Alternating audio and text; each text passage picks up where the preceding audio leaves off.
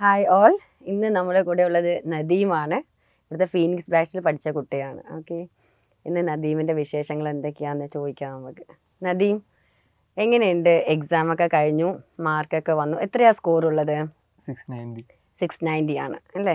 ഇപ്പോൾ എന്താ ഫീൽ ചെയ്യുന്നത്? ലൈക്ക് എന്താ പറയുക, നമ്മൾ ഒരുപാട് കാലം ഹാർഡ് വർക്ക് ചെയ്ത് അത് പേസ് ഓഫ് എന്നൊക്കെ പറയില്ലേ, അതുപോലെ അത്രയും കഷ്ടപ്പെട്ടിട്ട് ടീച്ചേഴ്സിൻ്റെ സന്തോഷം, നമ്മുടെ ഫാമിലീൻ്റെ സന്തോഷം, നമ്മുടെ നാട്ടുകാരുടെ സന്തോഷം എല്ലാം കൂടെ നമുക്ക് എക്സ്പീരിയൻസ് ചെയ്യാൻ പറ്റുന്നൊരു ഒരു പ്രത്യേക ഫീലിംഗ്. ഇതുവരെ കഷ്ടപ്പെട്ടത് അത്രയും നമുക്ക് അതിൻ്റെ ബെനിഫിറ്റ് കിട്ടിയ അതേ ഫീലിംഗ്. ആ ഒരു ആംബിയൻസ് തന്നെ മാറി അല്ലേ? മൊത്തം മാറി. എല്ലാവരും നമ്മളെ കാണുന്ന രീതി മാറി. നമ്മളൊരു എന്തോ ഒരു റെസ്പെക്റ്റോ അല്ലെങ്കിൽ എന്തോ ഒരു സ്നേഹം കൂടിയ പോലെയോ ഭയങ്കര ഫീലിങ്സ്. ഓക്കെ, അപ്പോൾ ഇപ്പോഴത്തെ ഒരു ഫീൽ ഉണ്ടാവും. അപ്പോൾ പണ്ടത്തെ ഒരു ഫീൽ ഞാൻ ചോദിക്കട്ടെ. ഫസ്റ്റ് റിപ്പീറ്റ് ചെയ്തു, രണ്ടാമത് ഇവിടെ റിപ്പീറ്റ് ചെയ്തു അല്ലേ? അപ്പോൾ ആ ഫസ്റ്റ് പണ്ട് റിപ്പീറ്റ് ചെയ്തതും ഇപ്പം നമ്മളടുത്ത് റിപ്പീറ്റ് ചെയ്തതുള്ള ഡിഫറൻസ് എന്താണെന്നൊന്ന് പറയാമോ? ഞാൻ ഫസ്റ്റ് ഇവിടെ വന്നപ്പോൾ എനിക്ക് ഒന്നും അറിയണ്ടായിരുന്നില്ല. അതിൻ്റെ ബേസികത പോലും അറിയാതെ ഞാൻ എല്ലാ ടീച്ചേഴ്സിൻ്റെ അടുത്ത് ഇങ്ങനെ തുടങ്ങി ലാസ്റ്റ് ആയപ്പോൾ കയറി വന്നത്. അതും അപ്പം തന്നെ എനിക്ക് ഇതിൻ്റെ നോട്ട് എഴുതേണ്ടത് അറിയില്ല. ഇപ്പോൾ ടീച്ചേഴ്സൊക്കെ എഴുതിയിട്ട് സ്ലൈഡ് അപ്ലോഡ് ചെയ്ത് തരും. ആ സ്ലൈഡ് വെച്ചാൽ ഞാൻ പഠിച്ചുകൊണ്ടിരുന്നത്. അപ്പോൾ അത് നമ്മുടെ ഹാൻഡ് റൈറ്റിംഗ് അല്ലല്ലോ. ഓരോ ടീച്ചേഴ്സ് ഓരോ പാഠത്തിനും ഓരോ ടീച്ചേഴ്സ് ഉണ്ടാക്കിയ നോട്ട് നമ്മൾ പഠിക്കുമായിരുന്നു. എന്നാൽ സെക്കൻഡ് ഇയർ ആയപ്പോൾ തന്നെ DPP വന്നതോടുകൂടി മൊത്തം നമ്മുടെ ഹാൻഡ് റൈറ്റിങ്, പിന്നെ ഒരുപാട് ക്വസ്റ്റ്യൻസ് എക്സ്ട്രാ, അങ്ങനെ മൊത്തം മാറ്റങ്ങളും.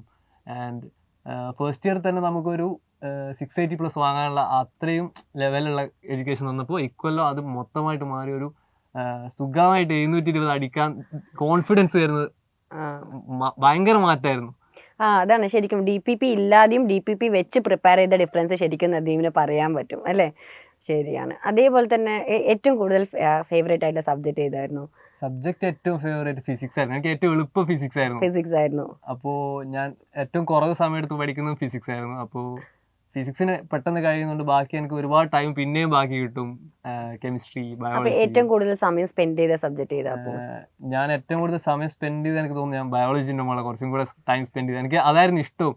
ഇങ്ങനെ മനസ്സിലാക്കി പഠിച്ച് ബിക്കോസ് നമ്മൾ കുറേ കോൺസെപ്റ്റ് ഉള്ളതുകൊണ്ട് എല്ലാ ലൈനും അതേപോലെ പഠിക്കണം. ലൈൻ വിത്ത് ടീച്ചേഴ്സിന്റെ ഹെൽപ്പോട് കൂടാണ്. ഓക്കെ, ടീച്ചേഴ്സിന്റെ കാര്യം പറഞ്ഞപ്പോൾ ഒരു കാര്യം ചോദിക്കട്ടെ.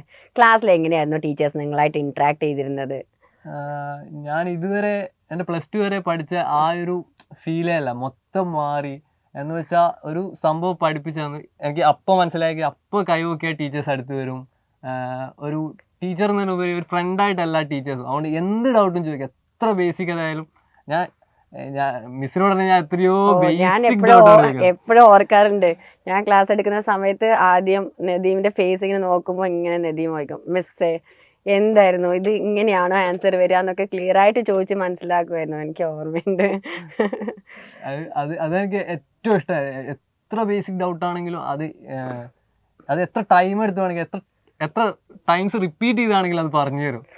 റിപ്പീറ്റ് എന്ന് പറയുമ്പോൾ ഞാനൊരു കാര്യം ചോദിക്കട്ടെ. ലൈക്ക് NCERT വായിച്ചു എന്ന് പറഞ്ഞു, DPP ഏറ്റവും കൂടുതൽ വായിച്ചിട്ടുണ്ടെന്ന് പറഞ്ഞു. ഇത് കൂടാതെ വേറെ ഏതെങ്കിലും റെഫറൻസ് ഉണ്ടായിരുന്നോ?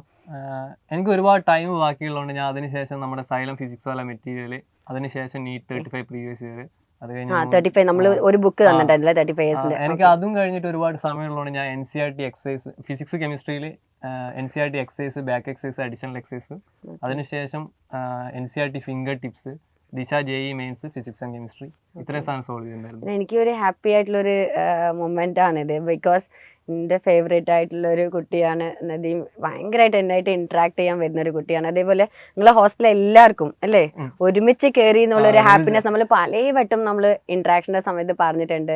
ഒരു ഫ്ലോറിലുള്ള എല്ലാ കുട്ടികളും ഒരുമിച്ച് കയറിയ ഒരു ബാച്ചും കൂടിയാണ് അല്ലേ? എന്തൊക്കെയാണ് ഫ്രണ്ട്സ് ആയിട്ടൊക്കെ? നമ്മൾ നോർമലായിട്ടൊരു ഹോസ്റ്റലിൽ കോമ്പറ്റീഷൻ, ഞാൻ എൻട്രൻസ് വരുന്നതിന് മുമ്പേ ഇത് ഭയങ്കര കോമ്പറ്റീഷനാണ്. ഞാൻ ഫസ്റ്റ് ഒരു ജയിൽ എക്സ്പീരിയൻസ്, ഞാൻ എൻ്റെ മുമ്പേത്തെ ഇൻ്റർവ്യൂവിലും പറഞ്ഞ പോലെ അതിൽ നിന്ന് ടോട്ടലി ഡിഫറെൻ്റ് ആയ ഒരു എക്സ്പീരിയൻസ്.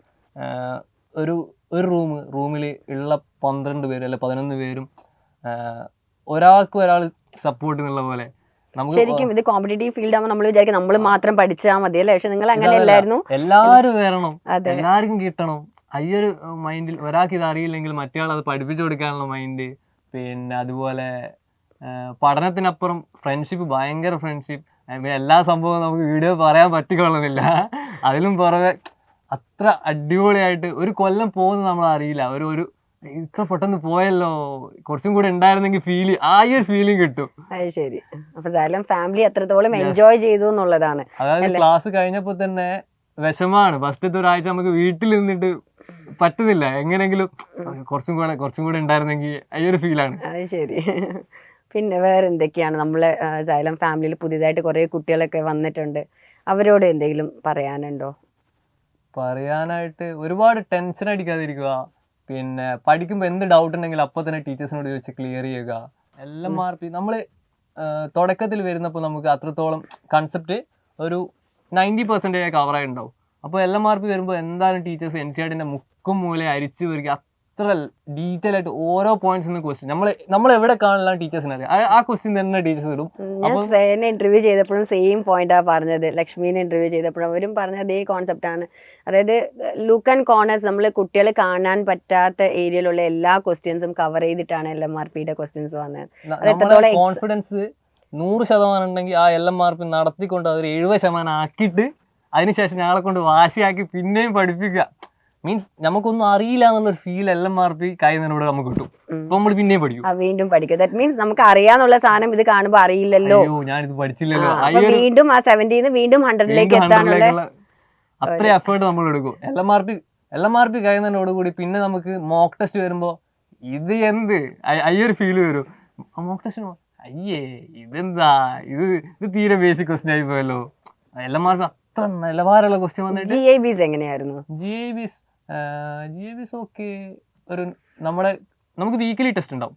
അപ്പോൾ ഒരുപാട് വീക്കിലി ടെസ്റ്റ് ചെയ്യുമ്പോൾ വീക്കിലി ടെസ്റ്റ് ഉണ്ടാവും. അപ്പോൾ ഓരോ വീക്കിലി ടെസ്റ്റ് ചെയ്യുമ്പോഴും നമുക്ക് നമ്മൾ എത്ര ഹാർഡ് വർക്ക് ചെയ്താലും ഒരു പരിധിക്കപ്പുറത്തേക്ക് നമുക്ക് മാർക്ക് തരില്ല.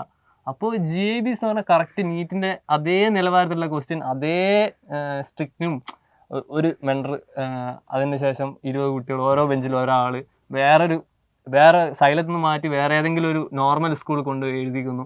കറക്റ്റ് നീറ്റിന്റെ അതേ ഫീലിൽ നമ്മൾ സെന്ററിൽ പോയി എഴുതുന്ന സമയത്ത് നീറ്റിന് ഫൈനൽ എക്സാം ആ ക്വസ്റ്റ്യന്റെ നിലവാരം നമ്മൾ വീക്കിലി എക്സാമിന് കുറച്ച് നമ്മുടെ നീറ്റിന്റെ അതേ നിലവാരത്തിൽ വരുമ്പോൾ നമുക്ക് നമ്മൾ വിചാരിച്ചതിനേക്കാൾ ഒരുപാട് മുന്നോട്ട് സ്കോർ വരിക. അപ്പൊ തന്നെ നമുക്ക് പിന്നെയും കോൺഫിഡൻസ് കിട്ടും. ഓക്കെ, ഞാൻ സ്റ്റുഡൻറ്റിൻ്റെ സൈഡിൽ നിന്ന് അറിയാൻ ഒരു കാര്യം കൂടി ചോദിക്കട്ടെ. ഇപ്പം ഓഫ്ലൈനിൽ വരുന്ന സമയത്ത് നമ്മൾ മോർണിംഗ് മുതൽ ഈവനിങ് വരെ ക്ലാസ്സസ് ആണ്, കണ്ടിന്യൂസ് ആയിട്ടാണ്. അപ്പോൾ ആ സമയത്ത് ഫാക്കൽറ്റീസ് ഇവിടെ അവൈലബിൾ ആണ്. അപ്പോൾ നിങ്ങൾക്ക് ആ സമയത്ത് ഡൗട്ട് ക്ലിയർ ചെയ്യാനുള്ള സമയം ഉണ്ടായിരുന്നോ? അല്ലെങ്കിൽ നിങ്ങൾ ഹോസ്റ്റലിലുള്ള സമയത്ത് ടീച്ചേഴ്സ് അങ്ങോട്ട് ഡൗട്ട് ക്ലിയർസ് വരുമ്പോഴാണോ ഏറ്റവും കൂടുതൽ യൂട്ടിലൈസ് ചെയ്തിരുന്നത്? എന്നെ സംബന്ധിച്ച് ഞാൻ മിക്കവാറും ക്ലാസ് തന്നെയായിരുന്നു തീർക്കാറ്. എന്നാലും എൻ്റെ ഫ്രണ്ട്സൊക്കെ പൊതുവെ ആ ഇൻ്റർവെൽ ടൈം ഒരു 15 മിനിറ്റും പിന്നെ ഫുഡ് കഴിച്ച് വന്നാൽ ഒരു അരമണിക്കൂർ, അത് അവർ നല്ല രീതിക്ക് യൂട്ടിലൈസ് ചെയ്തിട്ടുണ്ട്. ഇനി അതും പറ്റുന്നില്ല, നമുക്ക് കുറേ പേർക്ക് ഇപ്പോൾ ഒരു വലിയ ടോപ്പിക്കൊക്കെ ഡൗട്ട് വരുവാണെങ്കിൽ നമ്മൾ മെൻറ്റർ ത്രൂ ഒരു ടീച്ചറിനെ ഹോസ്റ്റലിലേക്ക് വരുത്തിക്കുക. അപ്പോൾ തന്നെ നമുക്ക് ഏകദേശം എല്ലാം തീരും. ദാറ്റ് മീൻസ് നിങ്ങൾക്ക് ഡൗട്ട് ഉണ്ടെങ്കിൽ ഹോസ്റ്റലിൽ പോലും ടീച്ചേഴ്സ് വന്നിട്ട് ഡൗട്ട് ക്ലിയർ ചെയ്ത് തരാറുണ്ടായിരുന്നു. നമുക്ക് എപ്പോൾ വേണമെങ്കിലും വിളിക്കാം. അപ്പോൾ നമുക്ക് ആൾട്ടർനേറ്റ് ഡേ ലീവ് ഉണ്ടല്ലോ, അപ്പോൾ എപ്പോൾ പറഞ്ഞാലും ഒരു ടീച്ചറിനെ നമുക്ക് അവൈലബിൾ. എനിക്ക് ഓർമ്മയുണ്ട്, എക്സാമിന്റെ തലേന്ന് പോലും ഫോൺ വിളിച്ച് ഇന്നത് ഇതാണോ ആൻസർ എന്നൊക്കെ ചോദിച്ച ബാച്ചാണ് ഫിനിക്സ് ബാച്ച് എന്ന് പറയുന്നത് അല്ലേ. എനിവേ, ഡ്രീം അച്ചീവ് ചെയ്തു, ഹാപ്പിയാണ്. ആരൊക്കെയാണ് ഇന്ന് വന്നിരിക്കുന്നത് സക്സസ് സെലിബ്രേഷനിൽ കൂടെ? എൻ്റെ ഉമ്മയുണ്ട്, എൻ്റെ അമ്മായിയുണ്ട് വന്നിട്ടുണ്ട്. മീൻസ് കസിൻ ഇവിടെ പഠിച്ചിട്ടുണ്ടായിരുന്നു അല്ലേ? കഴിഞ്ഞ വർഷം പഠിച്ചിട്ടുണ്ടായിരുന്നു. Yes. Anyway, happy to hear this. Xylem ഫാമിലിന്ന് നമ്മളൊരു സ്റ്റുഡൻറ്റും കൂടി നല്ലൊരു പൊസിഷനിലേക്ക് എത്തി, ലൈക്ക് ഡ്രീം അച്ചീവ് ചെയ്തു. ഇനി നല്ലൊരു ഡോക്ടറായി വരും. നമുക്ക് വീണ്ടും കാണാം.